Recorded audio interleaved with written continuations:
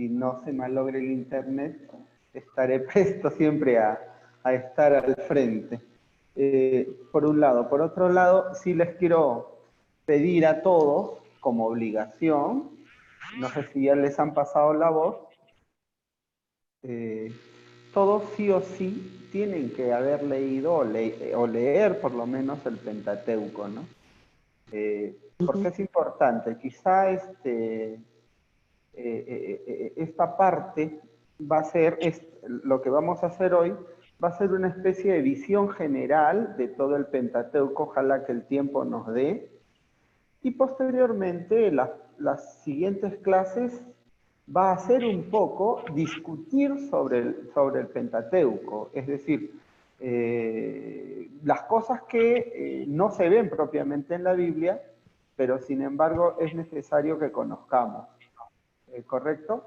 Ese es por otro lado. Y un tercer punto, les voy a agradecer que, si es posible, claro, me hagan las preguntas que sean necesarias, o en su defecto, si no al final, ojalá y el tiempo también nos ayude para poder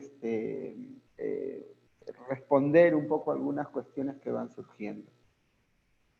Bien, antes de empezar, sí quería preguntar a alguien si tiene alguna pregunta. Traten de usar el audio porque se me dificulta un poco ver, hay veces cuando hacen alguna pregunta, entonces les agradeceré que utilicen el audio. Y si por ahí hay alguna interferencia, una vez que terminan de hacer la pregunta, apaguen su audio, ¿no? Para que no haya alguna interrupción. Muy bien. Dicho esto, y si nadie tiene ninguna pregunta, les agradeceré. Voy a ir mirando poco a poco, porque también esto de estar viendo las caras es bastante tedioso mientras uno está haciendo la clase, ¿no? Pero bien, si no hay preguntas, entonces podemos empezar. Y vamos a empezar compartiendo la pantalla. Y lo que sí quiero es lo siguiente. Ustedes tienen que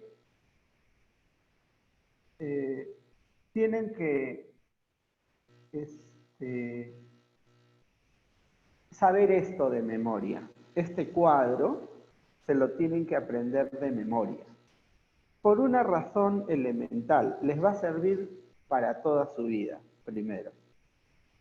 ¿Por qué? Porque ahí está, digamos, la historia del Antiguo Testamento, y eso ayuda además a comprender muchos libros del Antiguo Testamento. Entonces, les sugiero, si le pueden tomar foto de momento, porque este archivo también lo van a tener, y en su defecto, si no lo pueden aprender ahora no hay problema, pero ténganlo en cuenta para el futuro, ¿verdad? Esta es una especie de radiografía de la historia de Israel hasta el tiempo de Jesús, que les va a ayudar a comprender muchos textos de la Sagrada Escritura, principalmente del Antiguo Testamento. Entonces, les digo, yo he tenido profesores muy exigentes cuando estuve en la universidad y me tocó lo peor, me tocó un alemán, entonces nos agarraba patadas y no sabíamos de memoria todo esto, porque sabía que lo que venía en el futuro, ¿no? Entonces, les sugiero que aprendan, por favor, de memoria estos tiempos. Recuerden que en términos temporales, cronológicos, la historia de Israel empieza más o menos, ¿verdad?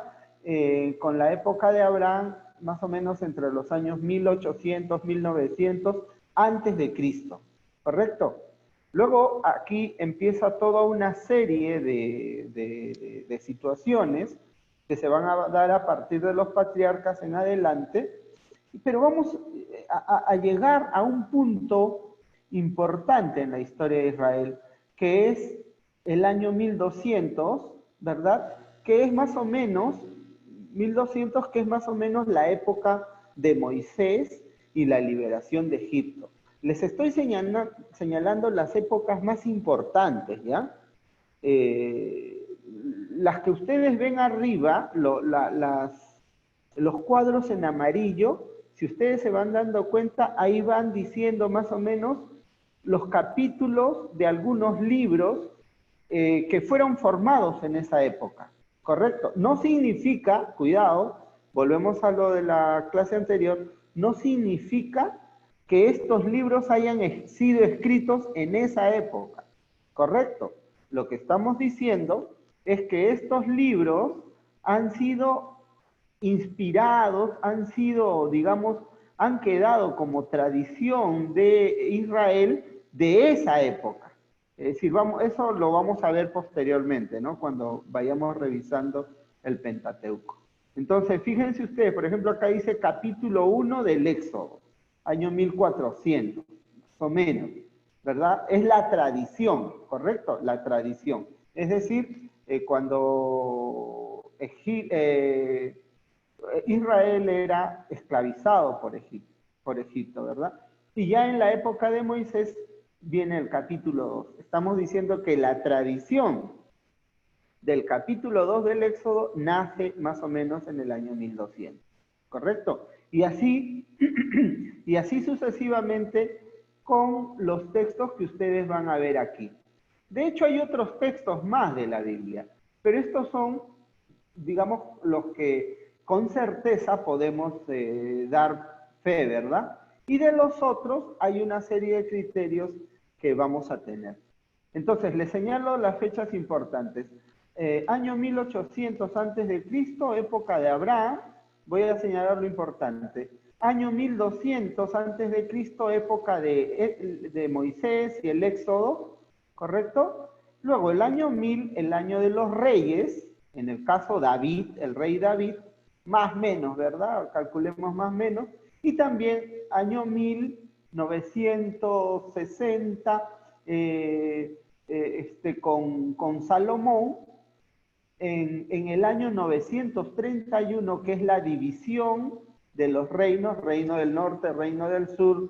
Eso tiene toda una explicación. Cuando veamos, ojalá podamos ver los libros históricos un poco al detalle, si el tiempo nos lo permite, para ver en realidad si Salomón, por ejemplo, fue tan sabio como dice la Biblia, ¿no? Y luego vamos a ver, va a haber una ruptura, ¿verdad?, del pueblo de Israel cuando los asirios en el año 721 invaden y prácticamente destruyen el reino del norte, ¿correcto? Estos son experiencias importantes.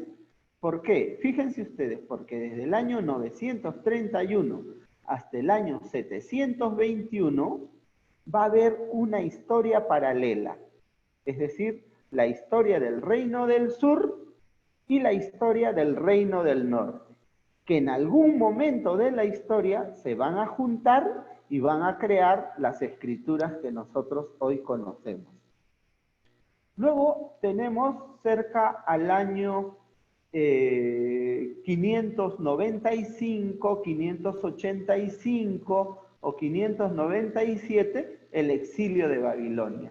Ustedes van a ver, por ejemplo, los textos de Jeremías, las lamentaciones de Jeremías, algunos salmos que hacen referencia a esa época, ¿verdad? Jerusalén cae en el año 86, ¿verdad? Y ahí también se da la destrucción del templo construido por Salomón, ¿verdad? Y los israelitas van a ser exiliados, van a ser llevados a Babilonia. Ustedes habrán escuchado algún salmo que dice, frente a los canales de Babilonia nos sentábamos a llorar y nuestros detractores nos decían, ¡hey! Canten un cántico de Sión. Y el salmista, ¿no? Dice, ¿cómo cantar un cántico de Sión en tierra extranjera? ¿No? Si me olvidara de ti, Jerusalén, que se me pegue la lengua al paladar, etcétera, etcétera, ¿no? Entonces, es de esta época, justamente, la época del exilio, una época sumamente dura, difícil para Israel, ¿verdad? Hasta que ellos son liberados por Ciro el Persa, el imperio persa, ¿verdad? El imperio persa los libera y ellos regresan, empiezan a retornar más o menos en el año 538, de pronto por ahí, 515, más o menos por esos tiempos, y como no todos van a regresar, se va a crear también la experiencia de la diáspora, en el año más o menos 33.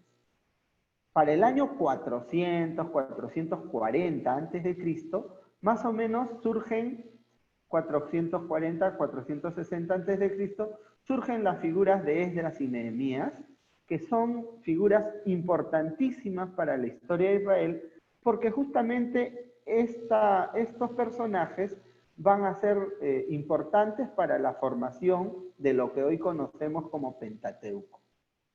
¿Sí? Luego empezamos en el año 35 con el imperio griego, ¿verdad? Los griegos que imponían su religión, los que no compartían la religión, es decir, los que no compartían la religión de los griegos, sencillamente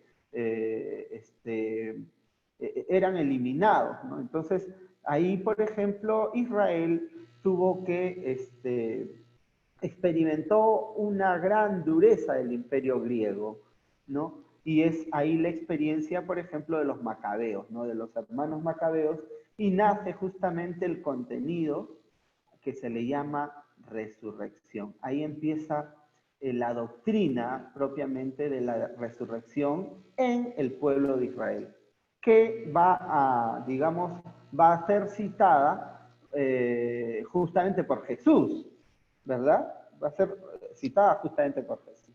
Entonces, esto es importante que lo consideren, que lo aprendan de memoria, porque les va a ayudar a comprender varios pasajes de la Biblia, ¿no? Para que entiendan lo que en alemán se le llama el contexto vital, ¿no? Es decir, entender lo que escribió el autor sagrado, entrar en la mente del autor y poder interpretar, por lo menos un poco más de cerca, qué quiso decir. Y no es, yo abro la Biblia a ver qué me dice Dios hoy día. Así no se lee la Biblia, ¿eh? Entonces, eso hay que considerarlo muy bien. ¿Correcto? Esto, entonces, por favor, intenten también aprendérselo de memoria. Correcto. Muy bien. Entonces pasamos ya, eso era lo último que me faltó la clase anterior. Me hubiera gustado decirles en pequeño la vez pasada, pero dije, puedo hacerlo hoy día y se me pasó. Muy bien, entramos en materia entonces. Vamos a entrar a ver el Pentateuco. ¿Correcto? Entonces vamos a ver el Pentateuco y fíjense ustedes que los 5 primeros libros de la Biblia, el Génesis, el Éxodo, el Levítico, Número, Deuteronomio, son generalmente, como sabemos todos, conocidos con el nombre global de Pentateuco. ¿Correcto? Pero nosotros, cuando vamos a hablar del Pentateuco, vamos a hablar de diferentes aspectos del Pentateuco. Primero vamos a hablar de dónde viene el nombre, ¿correcto? Segundo, vamos a hablar cuál es la división de estos cinco rollos, ¿correcto? Luego vamos a hablar de el contenido de cada uno de estos 5 libros. Luego, el contenido de estos libros, pero por etapas, ¿verdad? Y la pregunta es, ya eso, cuando ustedes lean, y si ya han leído, seguro se habrán ido dando cuenta, podemos hablar de Pentateuco, Tetrateuco, Hectateuco, Eneateuco, es decir, Hexateuco. ¿De qué podemos hablar? Esto también lo vamos a ver, porque vamos a ver que hay situaciones que como que no cuadran en el Pentateuco, ¿no? Entonces vamos a revisar también ese aspecto. Y lo otro que vamos a intentar ver hoy es por qué se escribió el Pentateuco. ¿Sí? Muy bien, entonces vamos a ver primero el nombre. ¿De dónde nos viene el nombre? El nombre nos viene de una palabra griega. Teujos teujos al castellano no era un libro, no, sino era un estuche, ¿verdad? Es una palabra griega que designa, entre otras cosas, el estuche en el que se guardaba un rollo de papiro, ¿verdad? Entonces, más tarde, esto va a significar un volumen, va a significar un libro, ¿no? Va a significar un rollo, ¿no? Entonces, más o menos así, fíjense ustedes. El Pentateuco, Pentateucos del griego, equivale a decir el libro compuesto de 5 volúmenes, ¿verdad? Pero si ustedes se dan cuenta aquí, estos son estuches y dentro están los rollos, ¿verdad? Los rollos de cada libro, ¿correcto? Están los rollos de cada libro. Entonces, bien. Y así como hay veces, ¿no? Nosotros tenemos un estuche de algo, no sé, las señoras con su maquillaje tienen su estuche y no dicen, pásame el estuche de mi maquillaje, o no, pásame mi maquillaje tal, ¿no? Pásame mis sombras, pásame... Pero de lo que está refiriéndose es a lo que contiene esas sombras, el estuche. Pero hablamos del estuche como si fuera la cosa misma. Igual si tú tienes tu estuche, igual si tienes tu estuche de lentes, ¿verdad? De pronto dices, pásame los lentes y te refieres de pronto al estuche y no, es decir, a lo que contiene el estuche. Y bueno, así se identifica. Lo mismo pasó en el caso del Pentateuco, ¿no? Terminó identificándose a los estuches con los libros. Entonces, el libro, digamos, decíamos que el Pentateuco es una palabra griega, pasa al latín como Pentateucus y al castellano como Pentateuco. Entonces, más o menos ha tenido este proceso, ¿no? Naturalmente, los judíos de lengua hebrea no usan esta terminología. Ya nosotros habíamos visto en la clase pasada que cuando hablan del Pentateuco se refieren a los 5 primeros libros como la ley o la Torá, ¿verdad? También como la ley de Moisés, el libro de la ley, el libro de la ley de Moisés, ¿verdad? Entonces no usan la palabra Pentateuco, ¿no? Aparentemente en ello se va a subrayar un contenido legal de estos libros, especialmente, por ejemplo, en el caso de Levíticos, ¿no? Levíticos y Deuteronomio. Levíticos prácticamente es un libro donde están puras leyes, pero las leyes para el templo, las leyes para el sacerdote, ¿verdad? Entonces, y lo mismo va a pasar con el Deuteronomio. Gran parte del Deuteronomio va a ser puras leyes, nada más. Sin embargo, la palabra hebrea Torah, ¿no? La palabra hebrea Torah, así como la griega nomos al castellano es ley, y Torah obviamente también es ley, significan la revelación divina, ¿no? Que de hecho la revelación divina tiene una parte legislativa y una parte doctrinal, ¿no?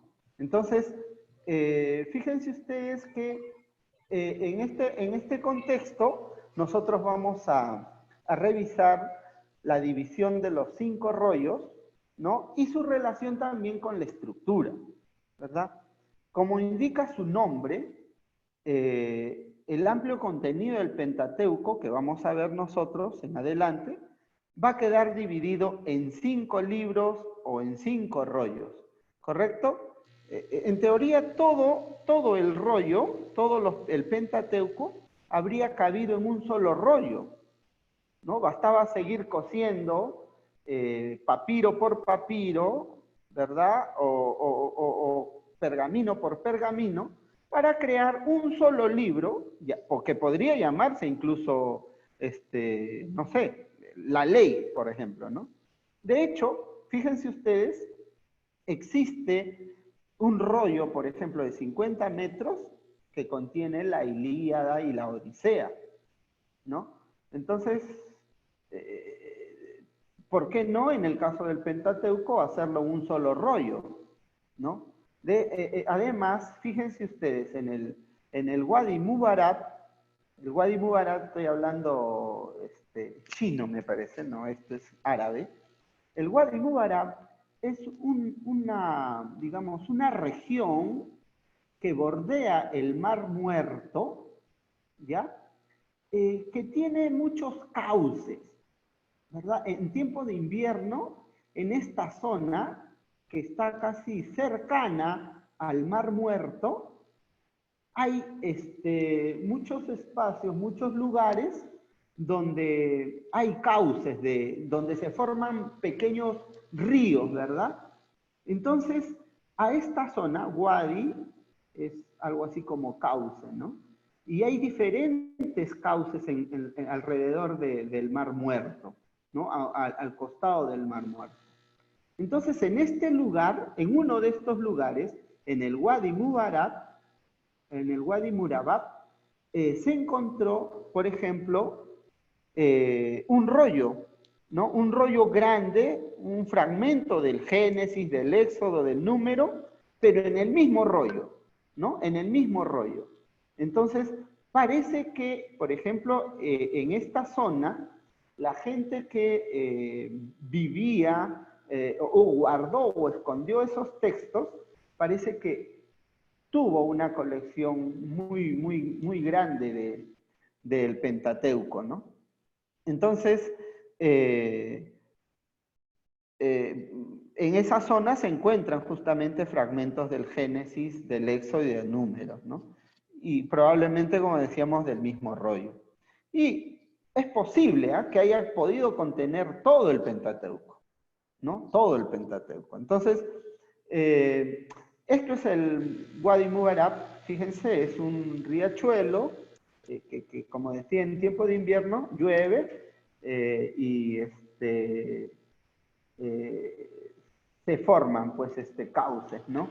De hecho, en verano, en época de verano, la gente sale, por ejemplo, a las 4 de la mañana porque el sol es atroz, ¿no? Salen pero muy temprano, antes de que salga el sol, y hacen excursiones, ¿no?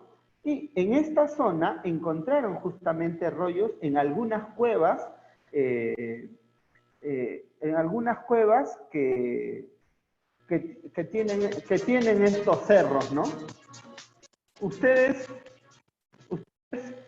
pueden ver, bueno, generalmente se hacen estas excursiones una vez descubiertos porque se han encontrado diferentes lugares, principalmente donde hay algunos vestigios de gente que ha vivido antes, ¿no? En épocas de Jesús y posteriormente, por ejemplo, en esta zona, después de la Segunda Guerra Mundial, muchos se escondieron acá, ¿no? Para combatir con algunos invasores en algunas guerras. Entonces, esta zona es también una zona estratégica, ¿no? Y si ustedes se dan cuenta, hay algunos letreritos ahí que van indicando más o menos aquí se encontró tal cosa, hay unos códigos que se usan, ¿no? Para indicar, aquí se encontró el papiro tal, número tal, etcétera, etcétera, ¿no?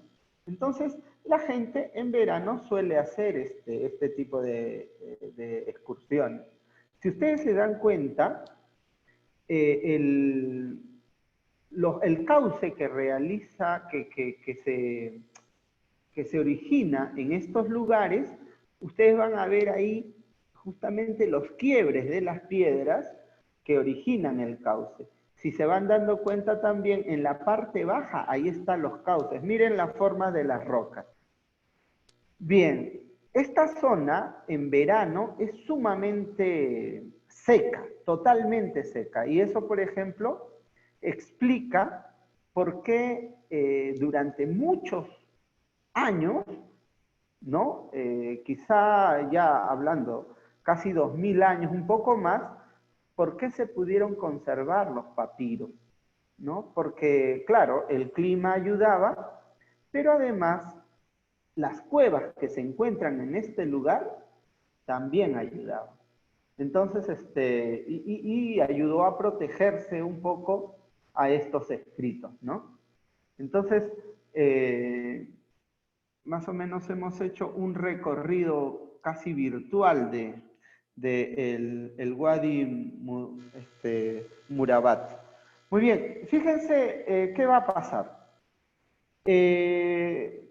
Sin embargo, fíjense ustedes, Filón de Alejandría va a hablar de 5 libros en los que están escritos las leyes santas, dice Filón de Alejandría, ¿no? En el siglo I, ¿verdad? Entonces, y va a nombrar, por ejemplo, el Génesis, ¿no? Y lo mismo va a ser, por ejemplo, Flavio Josefo, ¿no? Flavio Josefo también hace referencia a los 5 libros de Moisés, ¿no? Aunque no los va a identificar claramente con Génesis, Éxodo, etcétera, pero sí va a hablar de los 5 libros de Moisés, ¿verdad? Entonces resulta evidente de que se trata de estos libros a los que nosotros estamos estudiando, ¿no? Estos testimonios nos van a situar, en general, en el siglo I de nuestra era, ¿verdad? Pero además es muy probable que, aunque estos textos del de Flavio Josefo y de Filón de Alejandría son del siglo I, hacen referencia, obviamente, a tiempos anteriores, ¿no? Ya que el documento de Damasco, por ejemplo, de Qumran, habla, por ejemplo, de los libros de la ley, ¿no? Entonces, habla de los libros de la ley, y también la carta de Aristea también habla de los rollos de la ley de los judíos.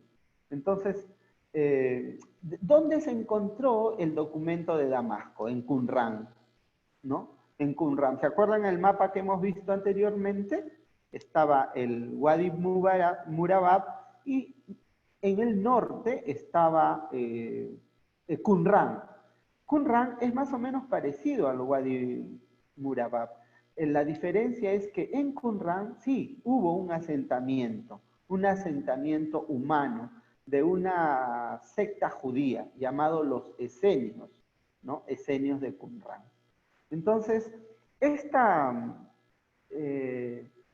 este lugar, Qumran, es una zona sumamente conocida, ha sido sumamente conocida después de la Segunda Guerra Mundial, porque en estos lugares, en este lugar, se han encontrado miles de rollos antiguos, tanto del Antiguo Testamento, escritos apócrifos judíos, etcétera. O sea, y todo fue casual, ¿ah? ¿Eh? Todo fue casual. Ahora ha mejorado bastante, han arreglado mucho, pero fíjense, toda esta zona es zona donde vivía esta secta judía, los esenios de Qumran. Y tenían zonas para cada actividad, ¿no? Por ejemplo, ese es un estanque donde los judíos, los esenios, se realizaban sus baños rituales, ¿no? Y así como ese estanque hay varios, ¿no? Hay varios lugares así. Ustedes van a ver, por ejemplo, aquí, esos son pozos. Y en invierno, cuando llovía torrencialmente, ahí es donde juntaban el agua, ¿no? Juntaban el agua que se supone les tenía que durar todo el año.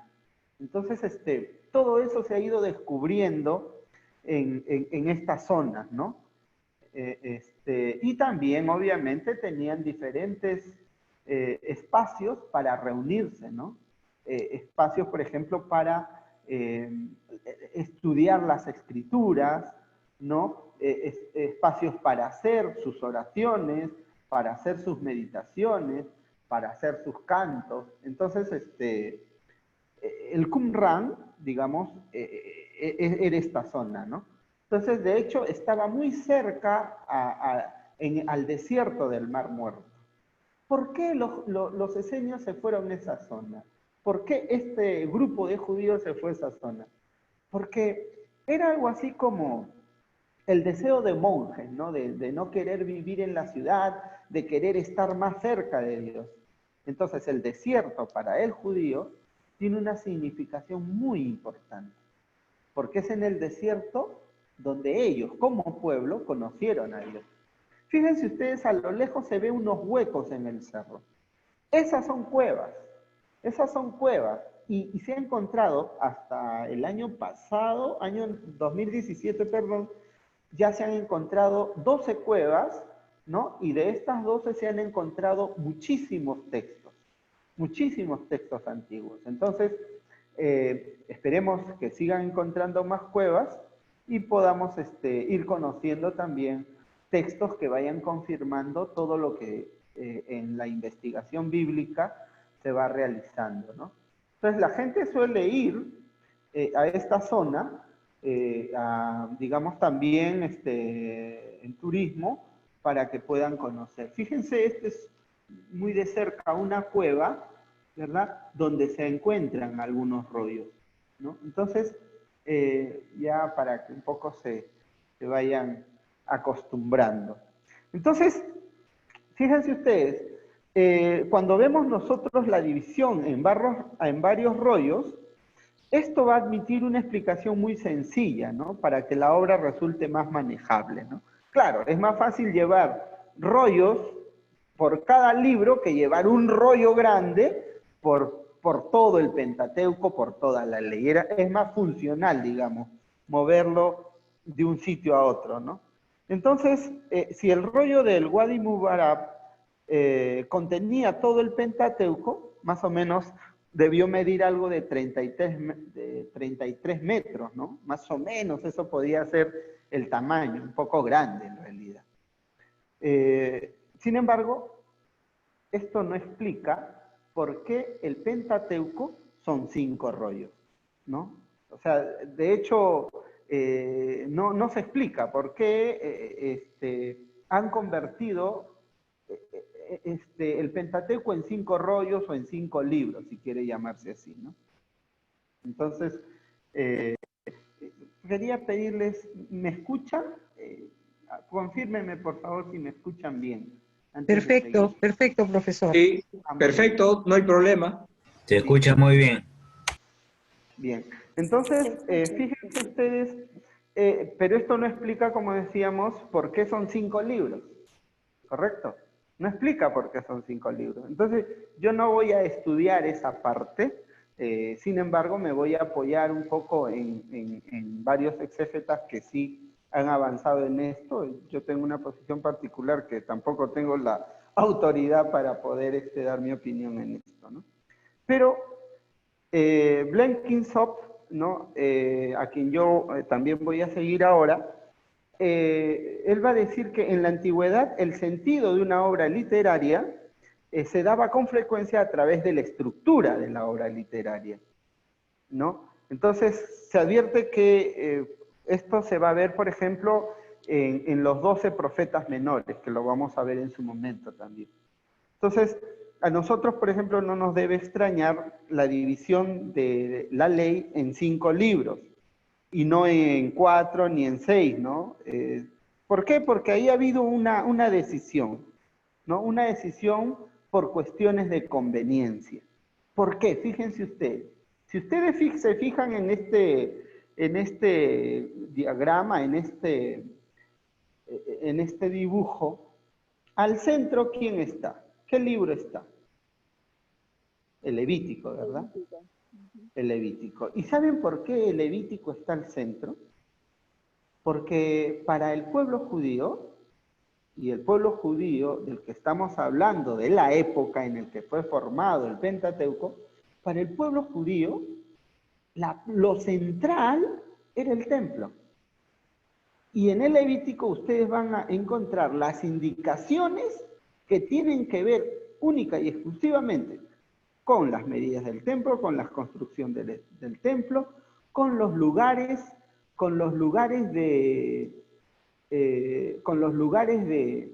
digamos, de adoración, con los lugares del sacrificio, con la ropa del sacerdote, etcétera, etcétera, ¿no? Entonces, contiene una serie de prescripciones que identifican al Israel reconstruido del segundo estado, ¿no?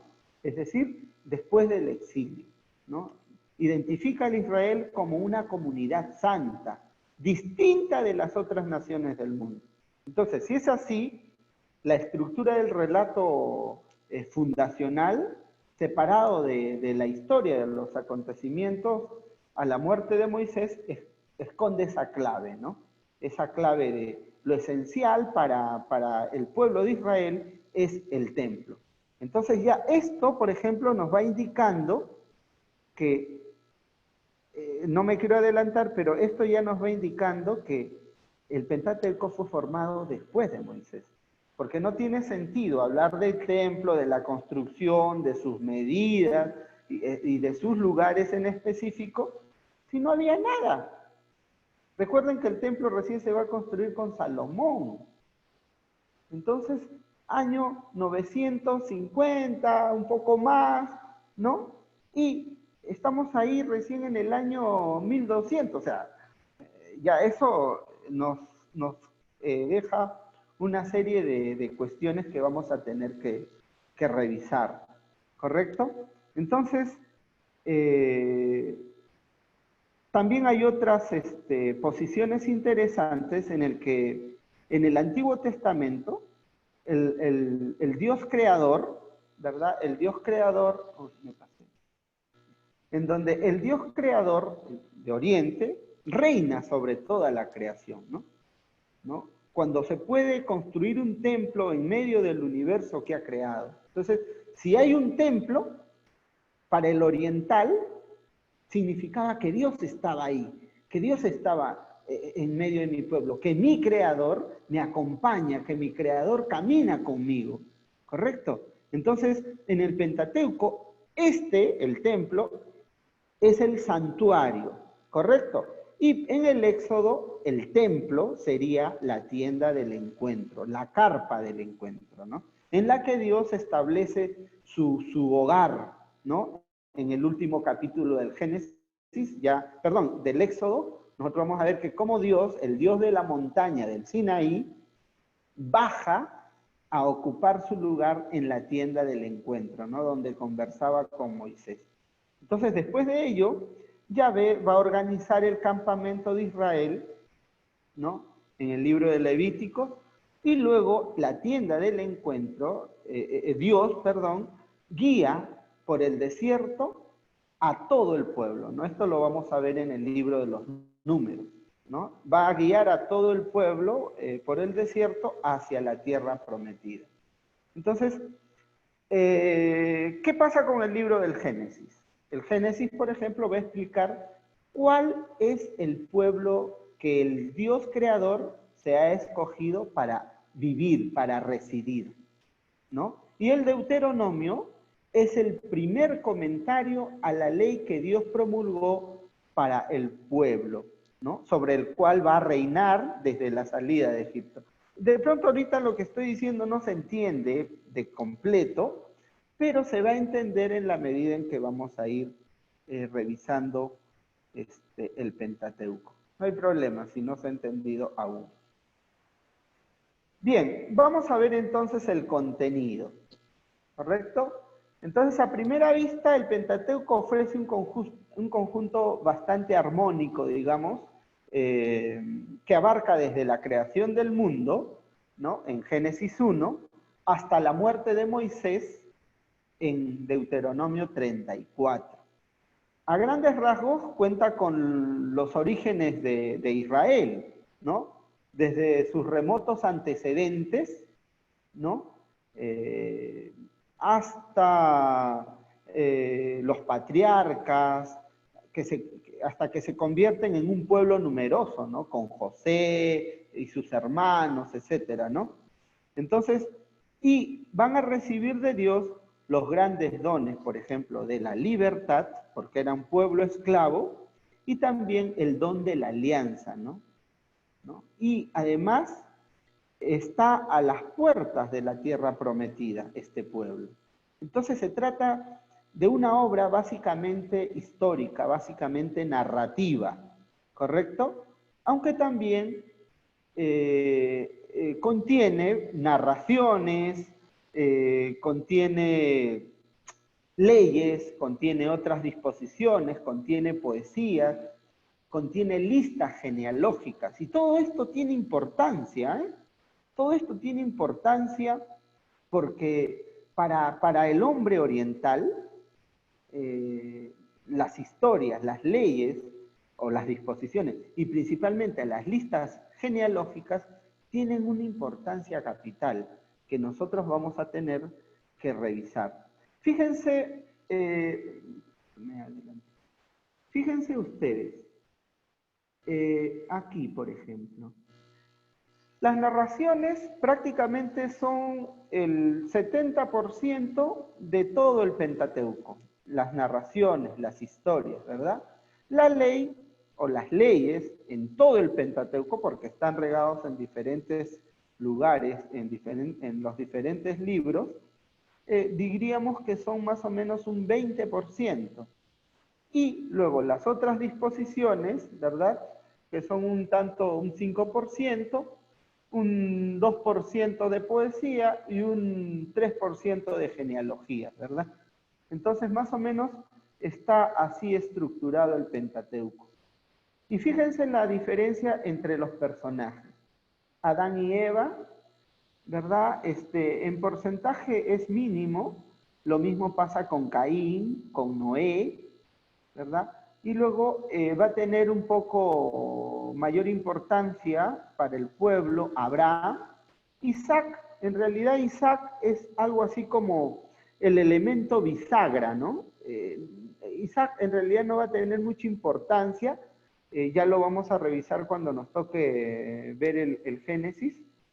Y luego está Jacob, que tiene su regular importancia, y posteriormente Moisés, ¿verdad? Moisés, pero el que se lleva prácticamente la atención casi total, por lo menos en un 85%, el que se lleva la atención total en el Pentateuco es Moisés, ¿no?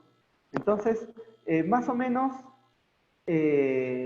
así está el contenido del Pentateuco. Ahora, el contenido de los libros y su contexto geográfico. En el Pentateuco nosotros vamos a ver que las historias van a girar en torno a estos territorios, ¿no? Las historias del Pentateuco giran en torno a estos territorios. Es decir, propiamente tendríamos que decir que inicia con Abraham, que sale de Ur, de Caldea, fíjense, Ur de Caldea, que justo está cerca al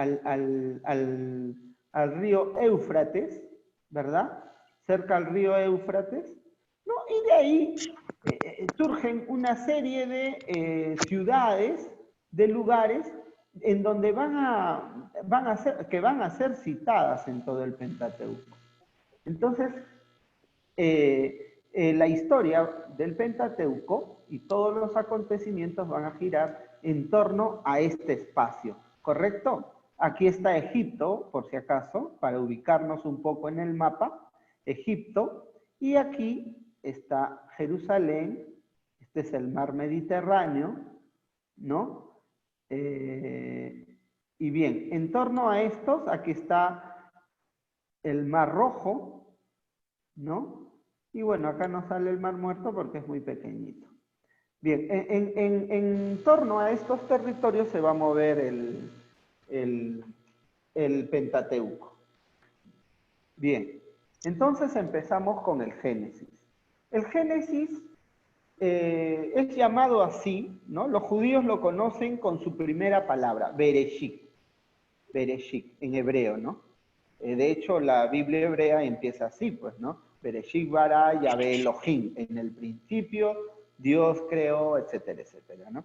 Entonces, nosotros lo conocemos como Génesis, pero los hebreos, los judíos, lo conocen como Bereshit, ¿correcto? Entonces, el título, obviamente, más difundido es Génesis, ¿no? O el origen, ¿no? ¿Y por qué le llamamos nosotros Génesis? Por la traducción de los 70, ¿no? Ya que el libro habla de los orígenes del universo, los orígenes de la humanidad. Entonces, de la humanidad, de Israel, del pueblo de Israel, ¿no? De hecho, el Génesis ofrece una serie de 10 subtítulos idénticos, ¿no? Estas son lo que nosotros le llamamos las generaciones, ¿no? Las generaciones. O sea, los hebreos le llaman el Toledot, ¿no? Entonces, estas son las generaciones. Así, el Génesis va a ofrecer una serie de 10 subtítulos, de 10 subtítulos idénticos, ¿no? Que lo van a dividir en 10 periodos. Entonces, el Génesis se va a dividir más o menos así. Esto es una primera división, les tengo que advertir. Entonces, se divide del capítulo 2, verso 4, está la historia del cielo y de la tierra. Luego les explico por qué no hablamos del capítulo 1. Luego tenemos la genealogía de Adán en el capítulo 5, verso 1 en adelante. Sigue luego la historia de Noé en el capítulo 6, desde el verso 9. La historia de los hijos de Noé del capítulo 10 en el verso 1. De la historia de Sem, del capítulo 11, desde el verso 10. La historia desde el verso 27, la historia de Ismael, desde el capítulo 25, verso 12, la historia de Isaac del capítulo 25, verso 19, y la historia de Esaú del capítulo 36, verso 1 y verso 9. Y para finalizar, esta última división en 10 periodos, la historia de Jacob, ¿no? Del capítulo 37, desde el verso 2. De hecho, es difícil atenerse a estos subtítulos, ¿no? Para trazar el contenido del libro, del Génesis, ¿no? No hay una historia, por ejemplo, de Abraham, ¿no?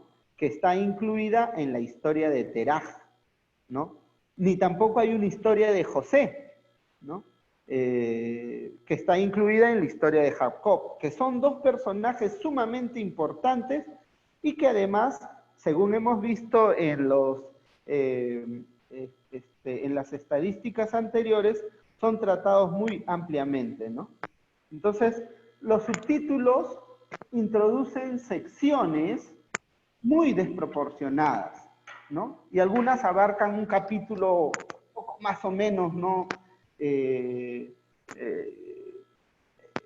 Desequilibrados, digamos, ¿no? Mientras otros introducen más capítulos en algunos otros temas, si se van dando cuenta.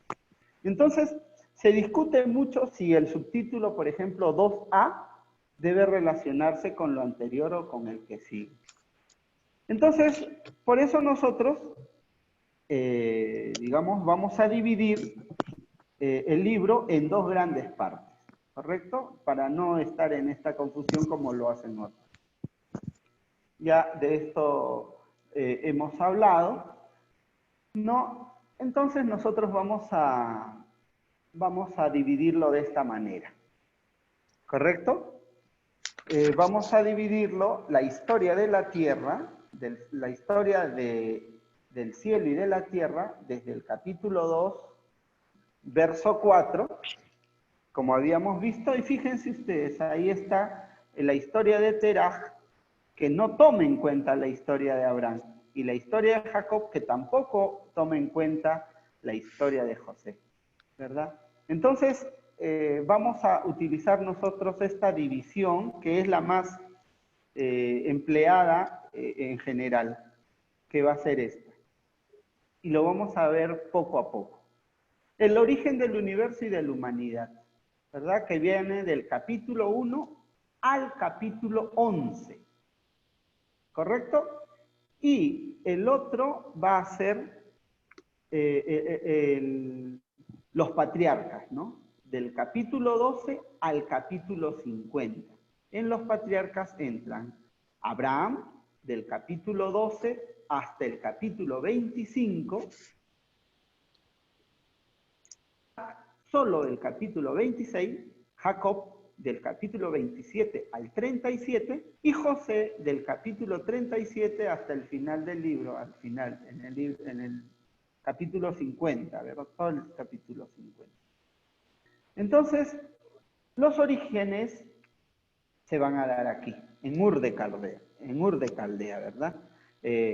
No vamos a hablar del origen del universo y de la humanidad, aunque la situación inicial es el paraíso, pues, ¿no? Se rompe pronto con el pecado de la primera pareja, al que se le va a seguir una serie de injusticias y crímenes, ¿no? Que van a terminar provocando el diluvio. Ni siquiera con esto escarmienta a la humanidad y comete un nuevo pecado de orgullo, ¿no? ¿Se acuerdan ustedes de la Torre de Babel? ¿Verdad?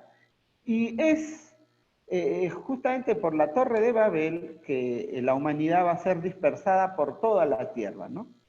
Entonces, pero Dios responde a la cadena continua del mal con la vocación de Abraham, ¿no? Y ahí es donde comienza toda la historia de la salvación de los hombres. Entonces, la historia de la salvación de los hombres empieza con los patriarcas, ¿verdad? Los orígenes propiamente del pueblo de Israel. Entonces, Abraham sale de Ur, ¿verdad? Y va a pasar por diferentes lugares en todo su recorrido, ¿no? De hecho, estos son los viajes que va a hacer Abraham en diferentes espacios, en diferentes lugares, ¿no? Es el personaje clave, ¿verdad? Abraham recoge las tradiciones y estos capítulos, del capítulo 12 al capítulo 50, prácticamente van a recoger todas las tradiciones sobre Abraham, todas las tradiciones sobre Isaac, Jacob, José, ¿no? Aunque ciertamente la fórmula va a conceder valor a los primeros tres, ¿no? Es decir, y la verdad que entre los tres, Abraham, Isaac y Jacob, en realidad los más importantes son Abraham y Jacob. Si hemos leído el libro del Génesis, vamos a ver que Isaac, en realidad casi nada se dice de Isaac, incluso cuando Isaac se va a casar, se casa, y todo pasa rápido y hasta unos versículos cortitos donde se habla que nacieron sus hijos, y prácticamente Isaac va a pasar desapercibido. Por eso solo tiene un capítulo en todo el Génesis, ¿no? Mientras que José sí se convierte en un gran protagonista en el libro del Génesis al final, ¿verdad? Entonces, ahora vamos a hablar de... Perdón, adelante. Abraham, recuerden ustedes, empieza en el capítulo 12 y termina toda la historia de Abraham en el capítulo 25, verso 18. De hecho, como decíamos, Abraham es el personaje clave, ¿no? Al que Dios exige una renuncia, ¿no? ¿Qué le dice? Sal de tu tierra. Pero para salir de su tierra, Dios le hace a este seminómade, le hace dos promesas, ¿no? Le promete descendencia, pero él ya está viejo, y su mujer también, ¿no? Y le promete tierra. Fíjense, dos cosas importantes para un seminómade. Un seminómade que está de un lugar para otro, pero esa es su zona. Pero esta es su zona. Y además un seminómade casado, pero sin hijos, ¿no? Le promete dos cosas importantes para él: tierra y descendencia. Ahora, yo no sé, les pregunto a ustedes, si a ti alguien te dice, mira, sal de donde estás, ¿correcto? ¿Tú de dónde eres? De Ur. Ah, ya, sal de ahí. ¿O tú de dónde vives? ¿Magdalena? No sé, Surquillo, Miraflores, ¿dónde? Sal. ¿Y tú, cuál es la pregunta que le vas a plantear? ¿Dónde? ¿Sí o no? Es lo primero. Pero que te digan sal nomás, yo ya sabré dónde te mando. Ahí la respuesta es un poco más difícil, ¿no? Y no solo eso, sino que te dicen, ¿sabes qué? Vas a salir, pero te vas a ir a un lugar de 2.000 kilómetros, es decir, de 2.000 kilómetros de distancia, 1.500 kilómetros de distancia. O sea, No sé, pues que te digan, sal de aquí y vete a Buenos Aires y quédate allá. Bueno, si te dicen Buenos Aires, por lo menos ya sabes de dónde, pero a Abraham no se le dijo nada, ¿no? No se le dijo nada. Entonces, y sin embargo, Abraham lo promete, mira, tú sal, yo te voy a mostrar dónde te vas a ir. Entonces, ambas promesas se van cumpliendo dramáticamente, ¿no? Con retraso, incluso con tensión, ¿no? Y obviamente implica aceptarlas, pero aceptarlas por fe, ¿verdad? Por creer nada más, porque, o sea, no hay ninguna evidencia de que te van a cumplir la promesa, ¿no? Entonces, al mismo tiempo, queda claro que entre sus numerosos descendientes, de los que habla el Génesis 25, no se piensa solo en Isaac o en Ismael, ¿no? Que en donde, fíjense ustedes, el heredero de la promesa va a ser solo uno de sus hijos, Isaac. Y a Abraham le prometieron descendencia numerosa, y un solo hijito, ¿no? O dos, bueno, ya, dos. Pero el de la promesa era uno, ¿no? Entonces, esta promesa es un poco dramática, ¿no? Y de hecho, si ustedes se acuerdan, muere Sara y Abraham tuvo que comprar un terrenito porque él no tenía lugar donde sepultar a Sara, ¿no? Entonces, fíjense lo dramático que es el cumplimiento de las promesas de Dios, ¿no? Y con esto pasamos a, a Isaac. Claro, Abraham manda a su sirviente, ¿no? Le dice, ¿sabes qué? Pon la mano en mi muslo, en la parte de abajo, porque ya Abraham estaba un poco viejo, y le dice a su sirviente, búscale una mujer a mi hijo, ¿no? Entonces, el casamentero, el sirviente, se va a buscar y encuentra a la pareja que a su criterio es la que puede servir a Isaac, ¿no? Esto obviamente previa a una conversación con el Dios de Abraham, ¿verdad? Le pide a Yahvé que lo guíe para que él sepa quién puede ser la mujer de Isaac, ¿verdad? Entonces, esto pasa rápido, pasa la secuencia de Rebeca, es llevada luego, sale al encuentro Isaac, se conocen rápidamente, es una cuestión de versículos rapidísimos, y al toque sale el nacimiento de los hijos de Isaac, es decir, Jacob y Esaú, ¿no? Entonces Isaac, como dijimos, sirve de puente nada más. Y ciertamente el hermoso relato de su boda, ¿no? Desempeña un papel muy secundario y se cuenta dentro de las tradiciones de Abraham, ¿no? En el Génesis 24.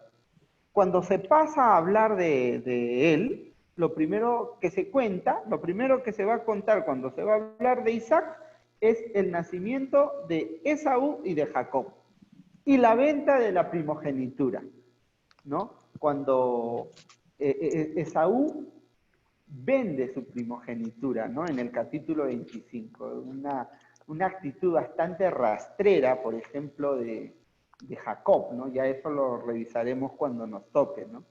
Y solo en el capítulo 26, Isaac adquiere un rango de auténtico protagonista, ¿no?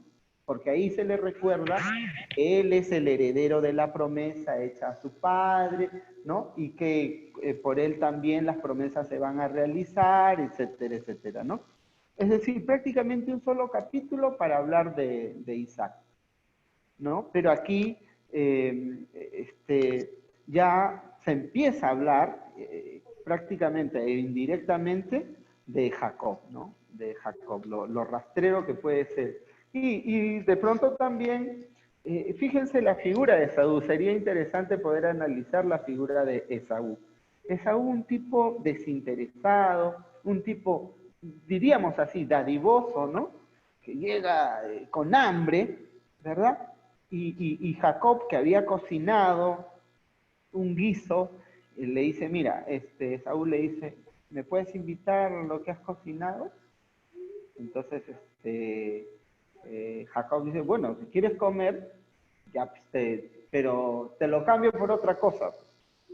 ¿Ya? ¿Por qué? Dame tu primogenitura, o sea, que él sea el primogénito, ¿no? Entonces, ya, agárrate la primogenitura, le dice Esaú. Y bueno, dice el texto, ¿no? Ya, entonces sírvete, ¿no? Y se sirvió el plato de lenteja, ¿no? Y por un plato de lenteja vendió su primogenitura, ¿no? Entonces, para nosotros el plato de lenteja es muy famoso, ¿verdad? Y eso es lo que pasa, o sea, es una actitud bastante rastrera de Jacob, ¿verdad? No es una actitud nada santa de Jacob. Entonces, pero eso se cuenta en la historia de Isaac y en la historia, y bueno, prácticamente va a empezar a tener un centro ahí Jacob. Luego sigue ciertamente las tradiciones de Jacob, ¿verdad? Ya hemos hablado del plato de lenteja, en donde vende su primogenitura, Esaú, y ahora entramos a las tradiciones de Jacob, ¿no? Si las tradiciones de Abraham describen, fíjense ustedes, un drama teológico, ¿no? Es decir, ver cómo se cumple la promesa, porque claro, en el caso de Abraham, para que se cumpla la promesa, para no hacer quedar mal a Dios, Abraham se metió con la esclava. No, oye, tú no me has entendido lo que yo quiero. Yo te voy a dar a ti un hijo de tu esposa, ¿no? Y también el tema de la tierra, ¿no? Entonces, es un poco difícil, ¿verdad? Entonces, ese es un drama teológico propiamente que implica mucha fe. En cambio, las de Jacob ofrecen un drama humano, ¿verdad? Un drama humano, la miseria propiamente humana, ¿no? Desde el comienzo, fíjense ustedes, desde que estaban en la barriga cuando nace, ¿no? Empieza el enfrentamiento con su hermano mayor. Empieza el enfrentamiento con su hermano mayor. Él le coge al hermano mayor, es decir, como diciendo, ¿no? Le coge el tobillo como diciendo, no salgas primero, yo quiero salir primero, ¿no? Entonces, hay un enfrentamiento con el hermano mayor, Esaú, al que va a comprar, como decíamos hace un momento, va a comprar de mala manera la primogenitura, ¿no? Y al que va a robar con engaños incluso la bendición, ¿no? Y lo peor de todo, que esta bendición la va a realizar confabulado con su madre, ¿no? Entonces van a hacer confundir a Isaac que Jacob es Esaú, ¿no? Y a Jacob prácticamente Isaac le va a dar toda la bendición, ¿no? Entonces esto lo obliga a huir a Jacob junto a su tío Labán, ¿verdad? Que está más o menos al norte, y donde se va a casar y va a tener ahí Jacob 12 hijos, ¿no? Entonces, incluida también Dina, ¿no? Su hija Dina. Y Benjamín es el que va a nacer más tarde, ¿no? Luego, Jacob va a ser engañado por su tío, y Jacob también va a engañar a su tío, y debe huir de nuevo, y se ve, digamos, forzado a encontrarse con su hermano, ¿no? Con su hermano Esaú. Pero en el ínterin, cuando Jacob engaña a Isaac, prácticamente Isaac le da toda la bendición, todo lo que corresponde, o todo lo que le hubiera correspondido a Esaú. Esaú se molesta con Jacob y hasta tuvo ese deseo de matar a su hermano, ¿no? Por lo canalla que es. Entonces, pero bueno, van a pasar bastantes años, más o menos unos 14 años, cuando se va a escapar Jacob con su tío Labán, y bueno, ya después de un largo trecho de casamiento, de huida de su hermano, y ahora huir de su tío, ¿no? Sorprendentemente, se va a encontrar con su hermano. Y fíjense su hermano cómo es. Un tipo desprendido totalmente, ¿no?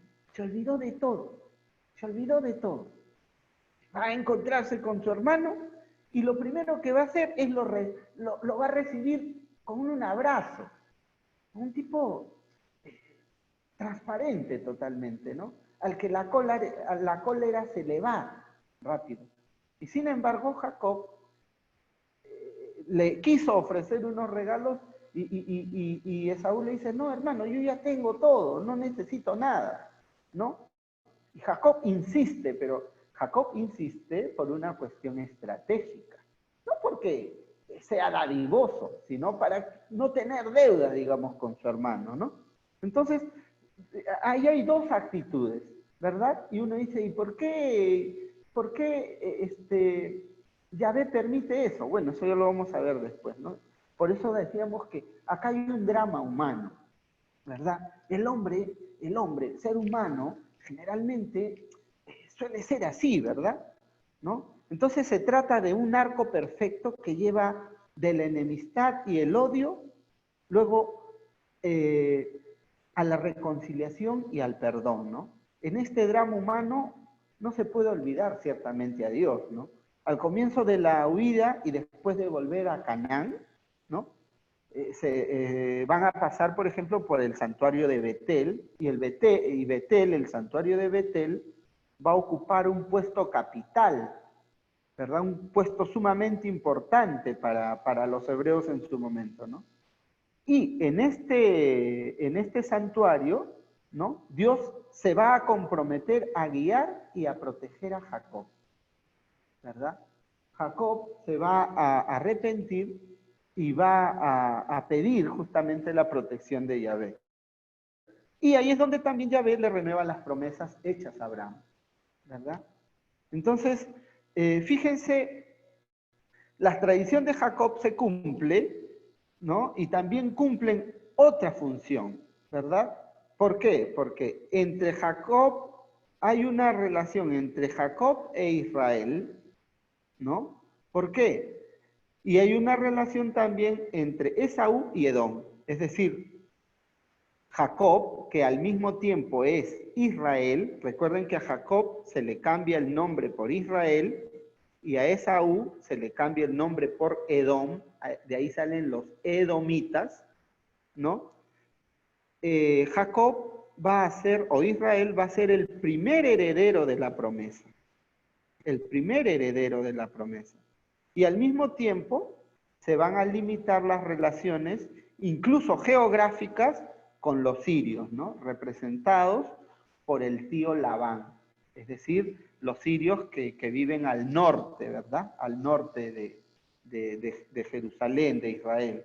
Entonces, aquí ya se está delimitando, digamos, territorialmente las figuras de los personajes, digamos, empiezan a delimitar o a señalar la delimitación de un territorio, ¿verdad? Entonces, más o menos, así se van a ir llevando las cosas. Luego sigue la historia de José, que es una historia relativamente corta, ¿no? Al final del Génesis, ¿no? Al final del Génesis se va a centrar en el penúltimo de los hijos de Jacob, ¿no? De hecho, nosotros hemos asistido al enfrentamiento entre dos hermanos, ¿verdad? Entre dos hermanos. Ahora el enfrentamiento va a ser entre un hermano y todos los demás. Entonces, en este caso, no va a haber huida. No, Jacob huyó, ¿verdad? En este caso no va a haber huida. En este caso lo que va a haber es venta como esclavo. Van a vender a José como esclavo, ¿no? Pero las peripecias de José y mucho de lo que va a suceder con su padre van a terminar llevando a José a un puesto sumamente importante dentro de Egipto, ¿no? Ya ustedes conocen la historia de José.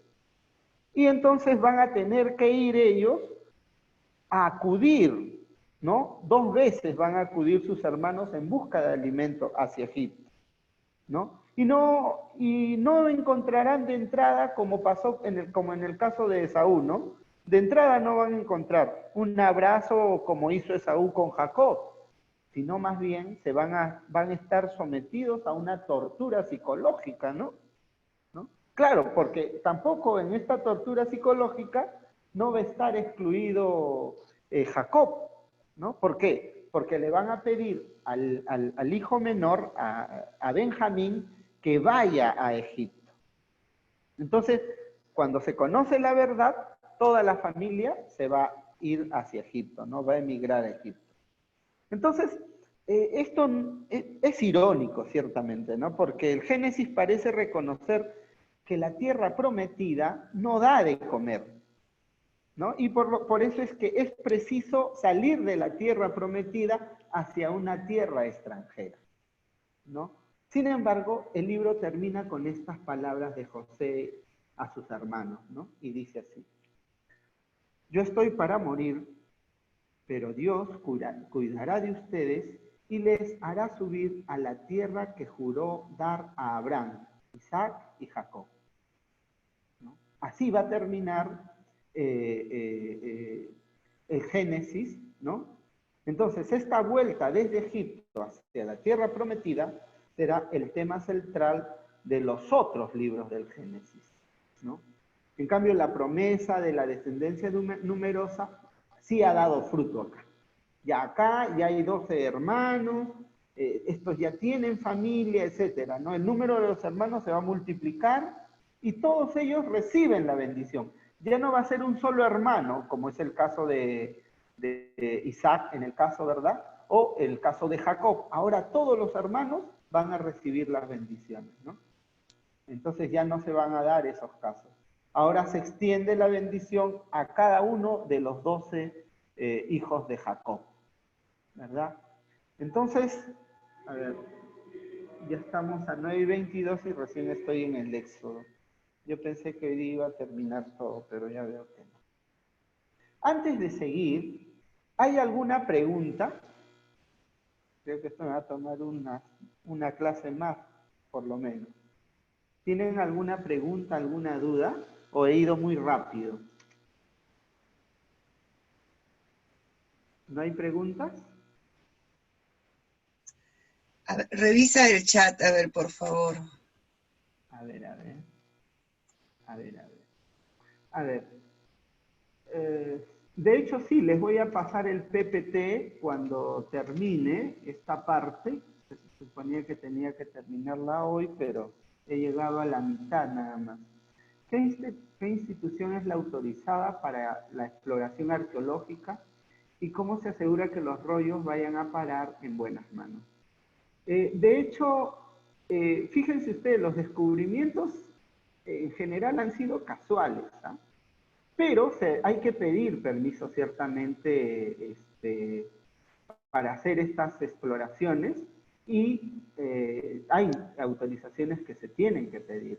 O sea, y no solo eso, sino que todo está, digamos, normado, ¿ya? En los lugares donde se hacen las investigaciones, todo está normado. De hecho, como ustedes han visto en los vídeos, ya esos lugares digamos, se van señalizando y el gobierno en eso sí interviene. Es Abraham o Moisés el que se lleva la mayor importancia. De hecho, en el Pentateuco, el que se lleva la mayor importancia es Moisés, como lo hemos visto, ¿no? La gran cantidad de textos, a partir del Éxodo en adelante, prácticamente todo es Moisés, ¿no? Si ustedes se dan cuenta, son unos cuantos capítulos nada más que se habla de Abraham. Entonces ya de por sí eso nos está señalando que Moisés es sumamente importante, ¿no? Si ustedes ahora que van a leer el Pentateuco, también se van a dar cuenta. Eso de la mayor importancia es subjetivo. Abraham tiene también gran importancia, se le considera el padre de la fe.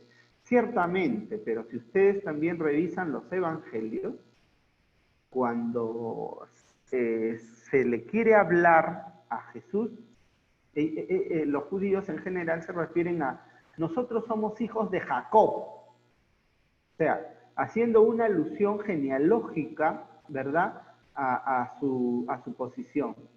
Ahora, es verdad que Abraham es importante para los judíos, para los hebreos, como padre en la fe. Ya esto lo vamos a revisar más adelante, de qué tan importante realmente es Jacob para los hebreos, ¿no? Es sumamente importante. De hecho, mucho de lo territorial, si uno, cuando veamos, por ejemplo, el mapa de las tribus de Israel, todo es Jacob. Todo es Jacob. Entonces, de ahí que la importancia humana de Jacob, ¿no? Ya esto lo revisaremos más adelante. La pelea de Jacob con el ángel, ¿qué significa?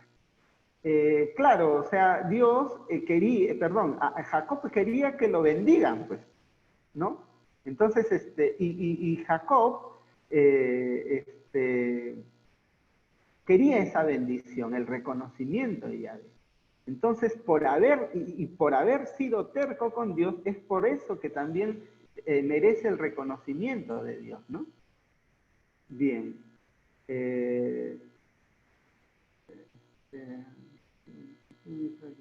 Bien, le agradezco las palabras a Ana Barriga. Luego, ¿quién o quiénes escribieron el Génesis? Bueno, es una pregunta muy prematura ahora, ya esto todavía. Primero les dije hace un momento que vamos a revisar tal cual está escrito, y posteriormente nosotros vamos a hablar de los autores. De hecho, hay una serie de tradiciones que no solo es del Génesis, sino de otros libros, ¿no? Les voy a adelantar, ¿no? Es una teoría bastante, ya tiene sus años, la tradición yavista, eloísta, sacerdotal, deuteronomista, ¿no? Sobre los autores del Pentateuco, y de algunos otros libros de la Sagrada Escritura. Entonces le voy adelantando eso, pero eso tiene todo un engramado de explicación también. Cuando se habla de Abraham, de la importancia que tiene, y nos dice que nos daremos cuenta en el Pentateuco, esto quiere decir que en el Génesis, cuando el Señor bendice a Abraham y a su descendencia, no entiendo esta pregunta. Cuando se habla de Abraham, de la importancia que tiene, y nos dice que nos daremos cuenta en el Pentateuco, esto quiere decir que en Génesis, cuando el Señor bendice a Abraham y a su descendencia, la importancia de Abraham, si ustedes se dan cuenta, no es tanto, no es solo la descendencia y no es solo la tierra. La importancia capital de Abraham es la fe. Es la fe, ¿no? Es la fe de Abraham. O sea, ese es el drama teológico. Es que tenemos que entender un poco la posición de Abraham. Fíjense ustedes, Abraham, un hombre seminómade, ¿verdad?, que tiene un lugar, un espacio donde lleva su ganado, un lugar donde se mueve. Y le dicen, sal de tu tierra. O sea, yo te digo a ti, ¿no? Y por eso es importante entender la posición de Abraham. Sal de tu casa y vete a un lugar donde, no sé, sal nada más. ¿Lo harías? ¿Lo harías? Y luego, si te dicen, mira, tu esposa es estéril, tú eres viejo, tu esposa es vieja, y te dicen, vas a tener descendencia. Y para colmo, te dice, tu esposa, la estéril, la vieja, va a tener hijos. O sea, entremos en el contexto de este personaje, y más allá de las cuestiones meramente humanas y de la descendencia, hay aquí una cuestión muy personal, ¿verdad? Muy personal. No sé de ustedes o de nosotros, ¿quién se puede atrever a dejar todo lo que tiene? A irse a las ciegas, ¿no? Y pensar, soy estéril, oye, no estés jugando conmigo, ¿no? Y cuando le dice Dios, oye, el hijo no es de tu esclava, ¿eh? No es Ismael el hijo de la promesa. Es de tu mujer, de Sara. Ja, ja, ja, Sara se ríe, ¿no? ¿Sí o no? sea, como, no, esto es imposible, ¿no? No, es que es así. Entonces, de hecho, la importancia de Abraham está en ese nivel, en ese sentido, ¿no? Abraham, en ese sentido, es el ejemplo de fe. Mientras que Jacob, no, Jacob es una experiencia sumamente dolorosa, dramática, humana, ¿no? En donde el hombre se encuentra con su propia miseria, ¿no? Con su propio egoísmo, con sus propios intereses, ¿no? Y como Dios, que sí es fiel a su promesa, ¿no? Más allá de que éste ha robado la bendición, más allá de que este es digamos, un canalla, ¿no? Siendo su hermano tan bueno con él, más allá de eso, Dios es fiel a su promesa, ¿no? Dios es fiel a su promesa y Dios cumple su promesa, ¿correcto? Pero esto tiene todo un drama, o sea, recién estamos empezando en esta parte. Entonces todavía nos falta los otros dramas, las próximas clases, ¿no? Bien, lo importante, espero tener la complicidad de ustedes, lo importante es que podamos avanzar de manera ordenada y les pido, sí, por favor, que lean el Pentateuco, que nos va a ayudar mucho para no detenerme mucho en algunas explicaciones, ¿no? Bien, si no hay más preguntas, entonces hasta aquí doy por terminado. En la próxima clase empezaremos entonces con el Éxodo. ¿Sí?